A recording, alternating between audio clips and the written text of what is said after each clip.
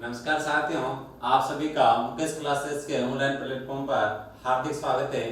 जैसा कि साथियों अपने पिछली क्लास में बात की थी सवाई जय सिंह के बारे में। सवाई जय सिंह के बारे में आपने देखा था कि 1700 से लेकर 1743 ईस्वी तक किसका शासनकाल रहा था? सवाई जय सिंह का।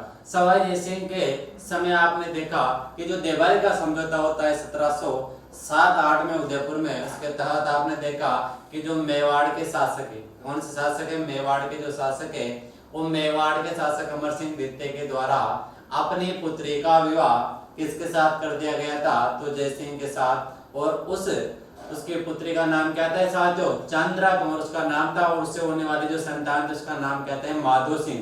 अब ध्यान देना, यहाँ सवाई जय सिंह के बाद में अपने को पढ़ना तो क्या चाहिए? माधो सिंह पढ़ना चाहिए, लेकिन यहाँ पर शर्त का उल्लंघन हो जाता है। और यहाँ पर जो है अपने ईश्वरी सिंह के बारे में पढ़ेंगे। तो आज इस शासक के बारे में अपने यहाँ पर बात करेंगे।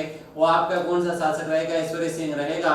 और जो विद्यार्थी चैनल पर नए हैं वो चैनल को सब्सक्राइब कर दें, क्लास को लाइक और शेयर करना नहीं भूले। विशेष तौर से ध्यान रखें साथियों, आपके लिए बहुत मेहनत करके यहाँ पर क्लासें लाई जा रही हैं और आपको लाइक और शेयर करने में बिल्कुल भी कंजूसी नहीं करनी है। बात से तो से आपको ध्यान में रखना है। तो चलिए नेक्स्ट क्लास के बारे में यहाँ पर अपन बात करेंगे, और सॉरी नेक्स्ट शासक के बारे में अपन यहाँ पर बात करेंगे। तो सवाई जय सिंह के बाद में आज जिस शासक के बारे में अपन यहाँ पर बात करेंगे वो आज आपका शासक कौन रहने वाला है साथियों? वो आपका शासक रहेगा ईश्वरी सिंह। कौन रहेगा? ईश्वरी सिंह आपका यहाँ पर रहने।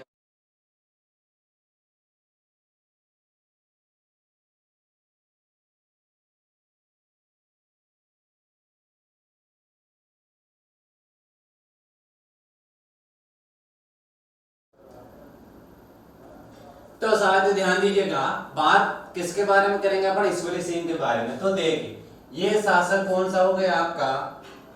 थोड़ा सा कलर चेंज कर लेते साथियों। देखिए शासक कौन सा है आपका? वो आ जाएगा ईश्वरी सिंह। कौन सा सिंह है? ईश्वरी सिंह। और ईश्वरी सिंह का जो शासनकाल रहेगा वो ईश्वरी सिंह का शासनकाल 1743 से लेकर 1750 ईस्वी तक रहेगा।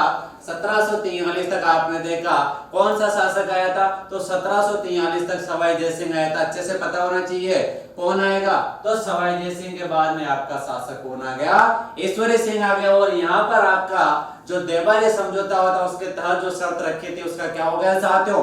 उसका उल्लंघन हो गया। कारण क्या है? क्योंकि जो मेवाड़ शासक अमर सिंह द्वितीय थे उनकी पुत्री चंद्रा कौर, उसकी संतान का नाम आएगा माधो सिंह। माधो सिंह यहाँ पर शासक बनना चाहिए था, लेकिन बन कौन गया? ईश्वरी सिंह बन गया। जो मेवाड़ जो मारवाड़ शासक थे जय सिंह, उनकी पुत्री जो सूरज कंवर थी उसके पुत्र कौन है? ईश्वरी सिंह। तो यहाँ पर शर्त का क्या हो गया? उल्लंघन हो जाते। अब देखिए ये जो ईश्वरी सिंह है, ईश्वरी सिंह के और माधो सिंह के मध्य छोटा सा उत्तराधिकार का संघर्ष होता है, और इस उत्तराधिकार के संघर्ष में विजय किसके हो जाएगी? ईश्वरी सिंह के हो जाते हैं। और ईश्वरी सिंह यहाँ पर आमेर के क्या बन जाएंगे? अगले शासक बन जाएंगे।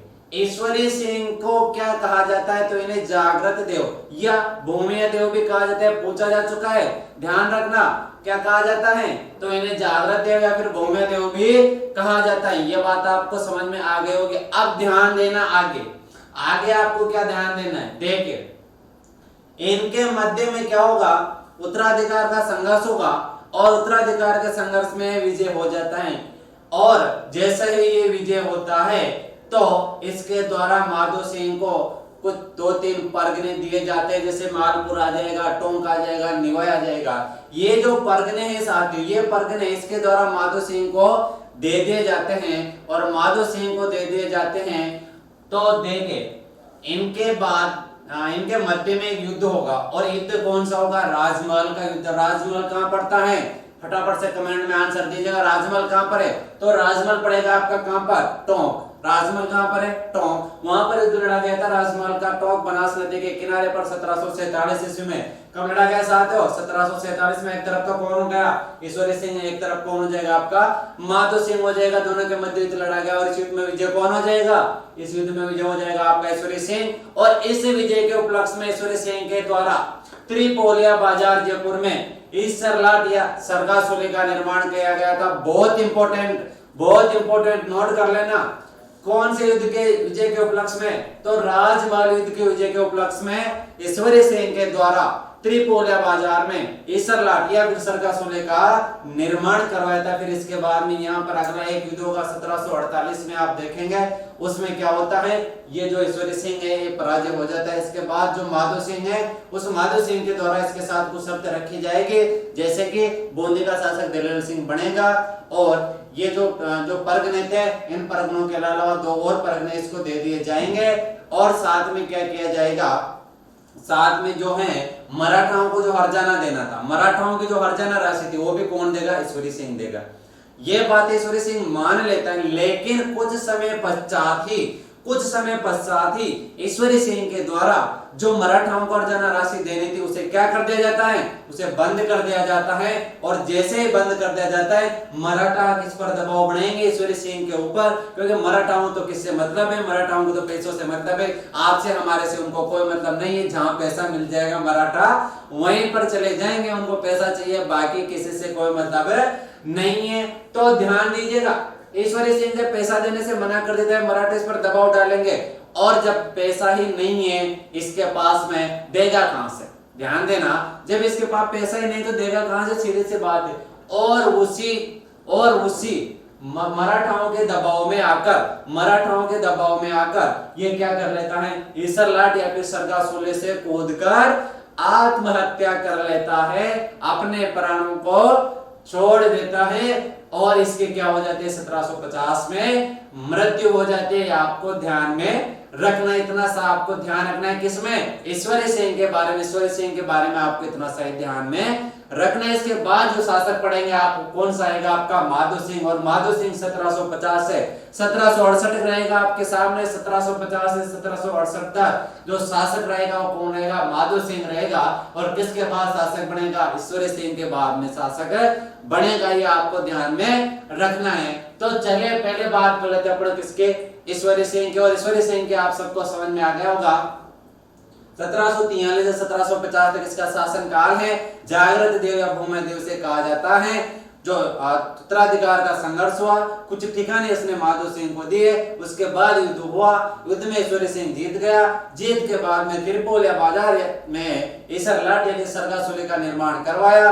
और यहाँ पर आप देखेंगे एक और युद्ध लड़ा जाएगा और युद्ध के बाद में कुछ शर्तें, और इसके बाद त्रिपोलिया बाजार में जो ईसरलाट का निर्माण करवाया वहां से कूदकर ये क्या कर लेता है? आत्महत्या कर लेता है। कहा जाता है कि 2 राणे और 1 पासवान इसके साथ में रहते हैं। जब ये हत्या करते हैं वो भी इसके साथ क्या कर लेते? हत्या कर लेते हैं। ध्यान देना। अब यहाँ पर आगे चलते हैं, बात करते हैं। देखिए ध्यान देना, तो पहला ही पॉइंट यहाँ पर अपन लिखेंगे। पहला पॉइंट क्या है? पहला ही पॉइंट साथ यहाँ पर नोट करते हैं। और पहला पॉइंट क्या रहने वाला है? वो ये है कि इन्हें जागृत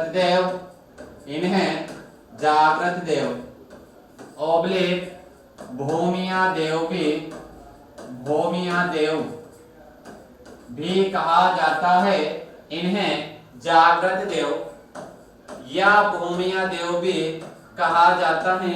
यह बात आपको समझ में आ गई होगी। एक बार क्वेश्चन क्या पूछा गया था कि ईश्वरी सिंह का जो सेनापति है साथ है वो कौन है? तो यहाँ पर सेनापति का नाम भी आपको ध्यान में रखना है। सेनापति, और सेनापति कौन हो जाएगा? हरगोविंद। सेनापति कौन है? हरगोविंद। और हरगोविंद तो क्या था? नाटाणी। हरगोविंद क्या है? नाटाणी। तो हरगोविंद नाटाणी इसका क्या हो जाएगा? सेनापति हो जाएगा। अब आगे बात करते हैं, ध्यान देना, आगे बात करेंगे। देखो आमेर, और आमेर में जो ईश्वरी सिंह है, ईश्वरी सिंह के विपरीत कौन है? माधो सिंह। तो एक तो कौन हो गया? माधो सिंह। एक तो कौन हो गया? माधो सिंह। एक तो कौन है? माधो सिंह। दूसरा आपका कौन हो जाएगा मेवाड़, और मेवाड़ का कौन हो गया जगत सिंह, मेवाड़ का कौन हो गया जगत सिंह। और इसके बाद में आपका कोटा, और कोटा का कौन हो जाएगा दुर्जनसाल, कोटा का कौन हो जाएगा दुर्जनसाल, दुर्जनसाल। और इसके साथ में कौन हो जाएगी मराठा सेना, साथ में कौन हो गए साथियों मराठा सेना। ये सारे के सारे मिलकर, ये सब मिलकर किसके ऊपर आक्रमण करेंगे, तो ये सारे मिलकर ईश्वरी सिंह के ऊपर क्या करेंगे आक्रमण करेंगे। देखिए आक्रमण क्यों करेंगे, शासक तो किसको बनना था, शर्त के अनुसार माधो सिंह को बनना है आमेर का, लेकिन आमेर का शासक बन कौन गया है ईश्वरी सिंह बन गया। माधो सिंह को बनना था, बन कौन गया ईश्वरी सिंह बन गया। और इसी के जो फलस्वरूप है ये चारों की सेना मिलकर किस पर आक्रमण करने के लिए जा रही है, ईश्वरी सिंह के ऊपर आक्रमण करने के लिए जा रही है। तो इस चीज को अपन यहाँ पर नोट कर लेते हैं, यहाँ पर लिखते हैं इन सभी की सेनाएं, इन सभी की सेनाएं संयुक्त रूप से मिलकर, संयुक्त रूप से मिलकर, इन सभी की सेनाएं संयुक्त रूप से मिलकर ईश्वरी सिंह पर, ईश्वरी सिंह पर आक्रमण के लिए,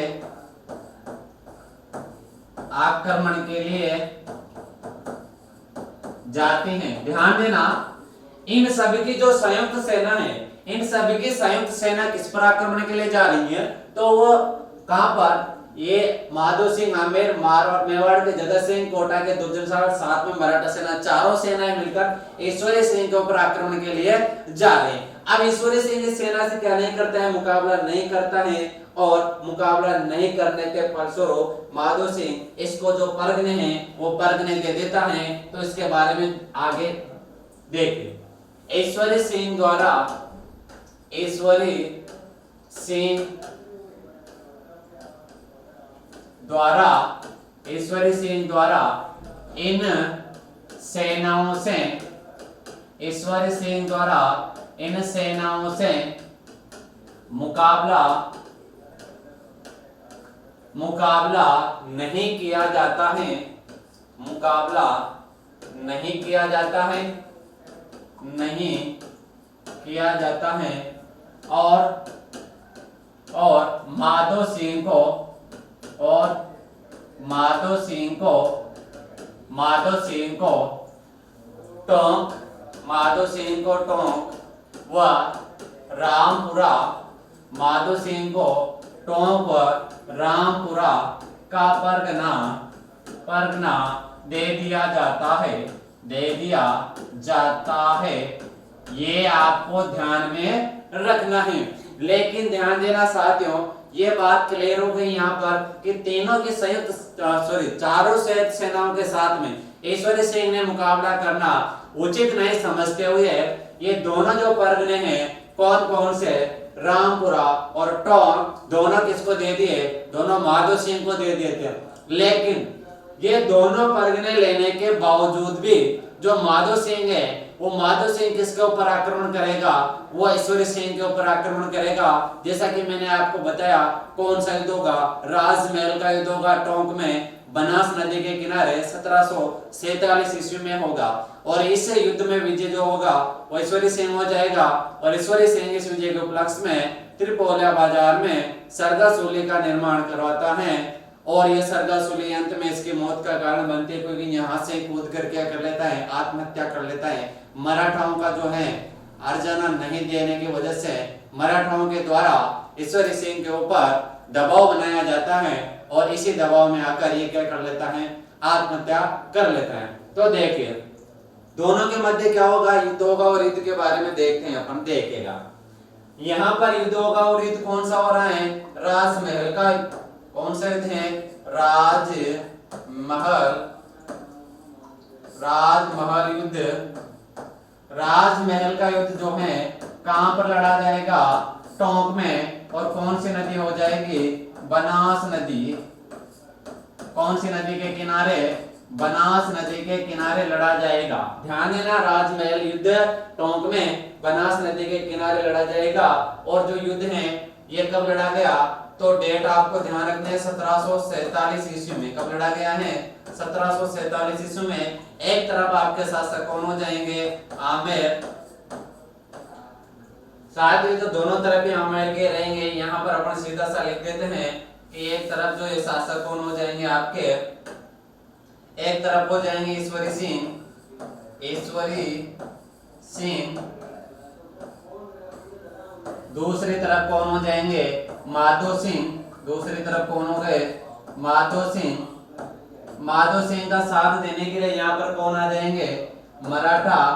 कौन आ गए, मराठा। और इधर ईश्वरी सिंह का साथ देने के लिए जो बादशाही सेना है वो आ गई। कौन सी सेना, बादशाही सेना। बादशाही सेना। ध्यान देना, दोनों के मध्य कौन सा युद्ध लड़ा जा रहा है, तो दोनों के मध्य राजमहल टोंक का युद्ध लड़ा जा रहा है। बात है 1747 ईस्वी की।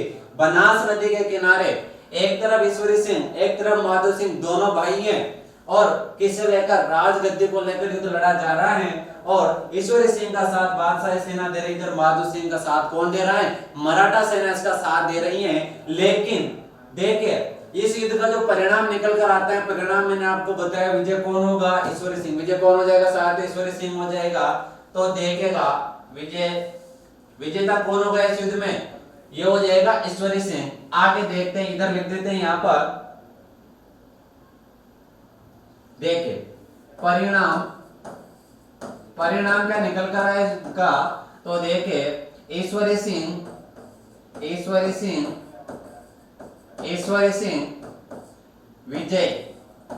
विजय कौन हो गए, ईश्वरी सिंह क्या हो गए साथियों, विजय हो जाते कौन से युद्ध में, राजमहल के युद्ध में। अब इस युद्ध के विजय के उपलक्ष्य में इनके द्वारा किसका निर्माण करवाया, सरगासुली, या जिसे आप क्या कहते हैं, इसरलाट का निर्माण करवाया। इस बात को भी अपन यहाँ पर क्या कर लेते हैं, नोट कर लेते हैं। देखिए इस बात को अपन यहाँ क्या कर लेते हैं, नोट कर लेते हैं। ध्यान से देखना है यार, ईश्वरी सिंह के द्वारा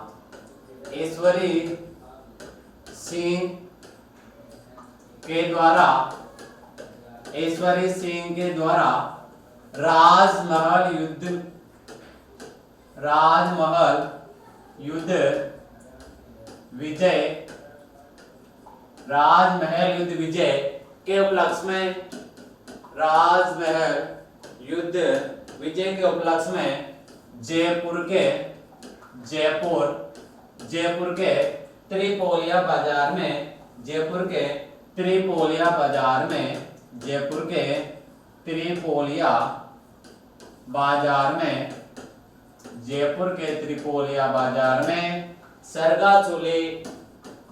के त्रिपोलिया बाजार में सरगासुली या इसरलाट का निर्माण करवाया।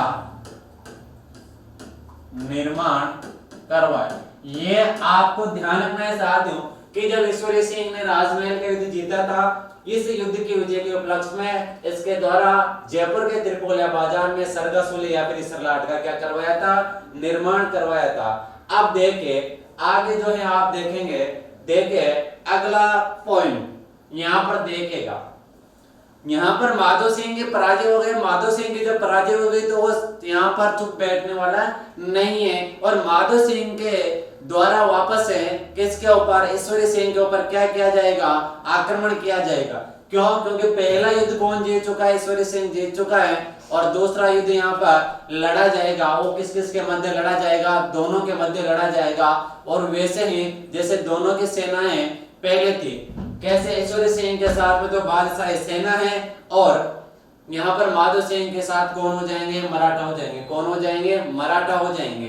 ध्यान देना साथियों, अब जब पराजय हो गया तो दोबारा से क्या कर रहा है, इसके ऊपर आक्रमण कर रहा है। यहाँ पर लिखते हैं दूसरा युद्ध, और कौन सा है, बगरू। दूसरा युद्ध कौन सा है, बगरू का युद्ध। बगरू का युद्ध, और बगरू का युद्ध कब लड़ा जाएगा, 1748 में। और कहां पर, जयपुर। कहां पर, जयपुर में। कहां पर, जयपुर में। ध्यान देना, एक तरफ तो कौन है, वही हो जाएंगे आपके कौन, ईश्वरी सिंह। एक तरफ कौन हो गए, ईश्वरी सिंह। ईश्वरी सिंह का साथ कौन दे रही है, बादशाही सेना, मतलब मोहम्मद शाह रंगीला। जैसा आपने सवाई जय सिंह के समय पढ़ा है, सवाई जय सिंह के समय मोहम्मद शाह रंगीला जिसे आपने कहा था रोशन अख्तर, उनके द्वारा ईश्वरी सिंह को क्या बनाया गया था, शासक। और माधो सिंह का साथ कौन दे रही है यहाँ पर, मराठा सेना। माधो सिंह का साथ देने के लिए कौन सी सेना है, मराठा सेना। ध्यान दीजिएगा,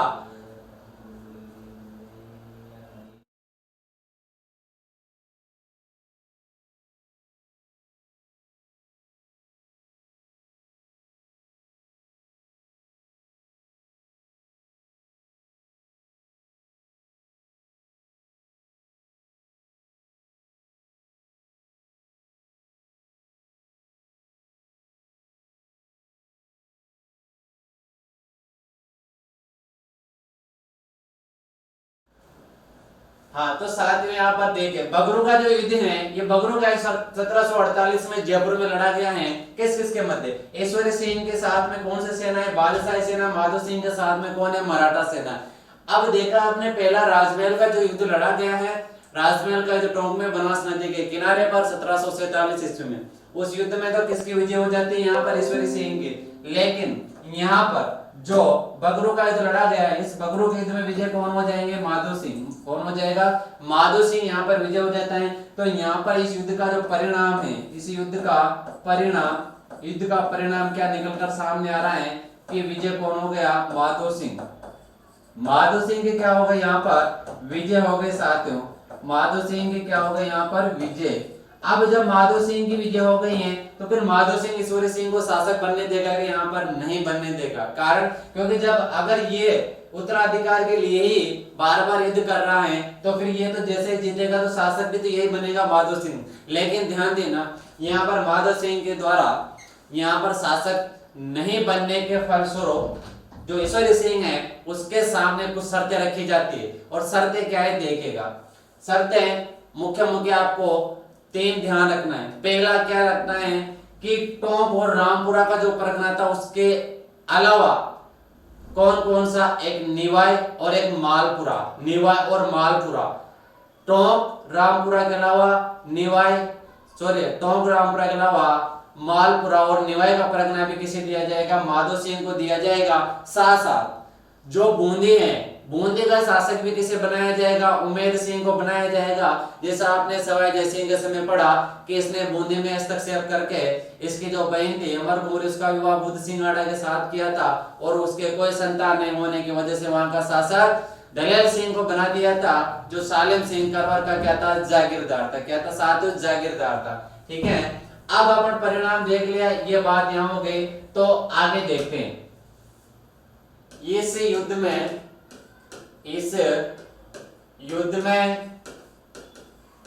विजय के पश्चात, इस युद्ध में विजय के पश्चात माधो सिंह ने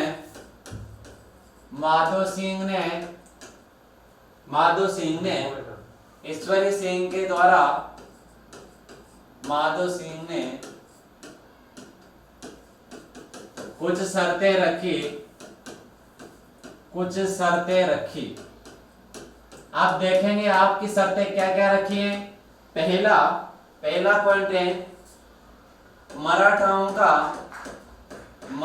का हर्जाना राशि ईश्वरी सिंह को देनी होगी। ईश्वरी सिंह को देनी होगी। दूसरी, मालपुरा एवं निवाई परगना भी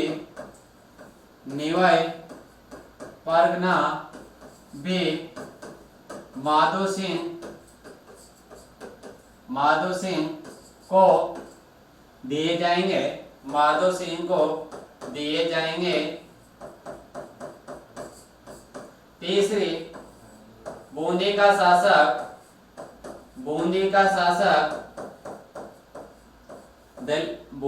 शासक उम्मेद सिंह को बूंदी का शासक उम्मेद सिंह को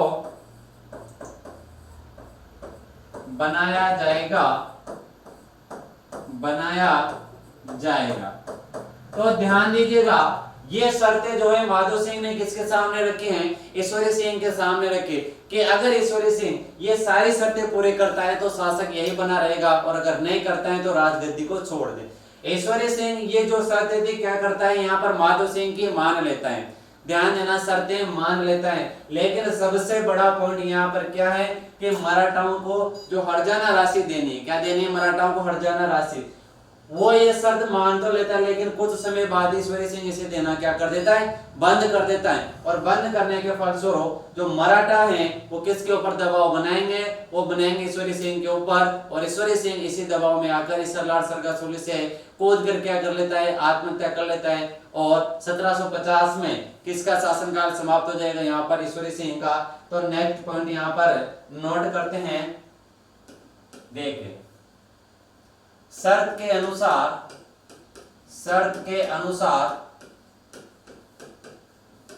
ईश्वरी सिंह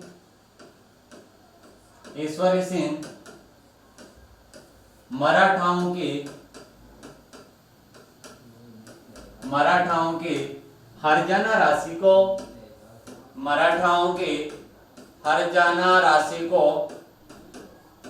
कुछ समय पश्चात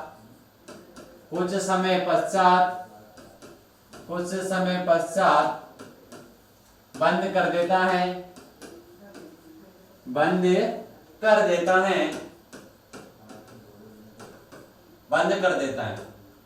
इस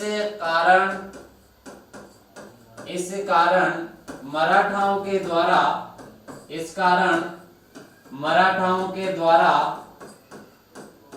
ईश्वरी सिंह के ऊपर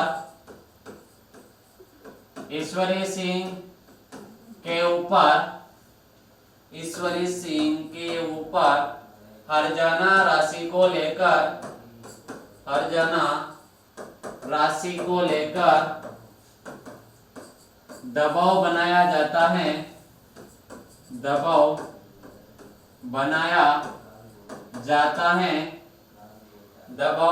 जाता है और मराठाओं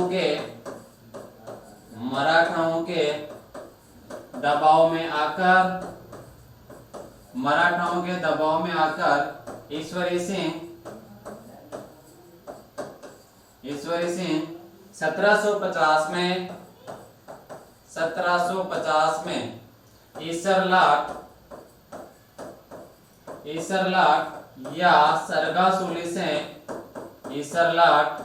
या सरगासुली से कूदकर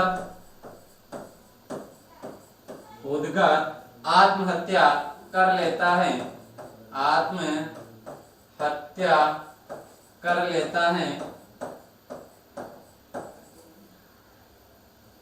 नेक्स्ट यहाँ पर देखते हैं आत्महत्या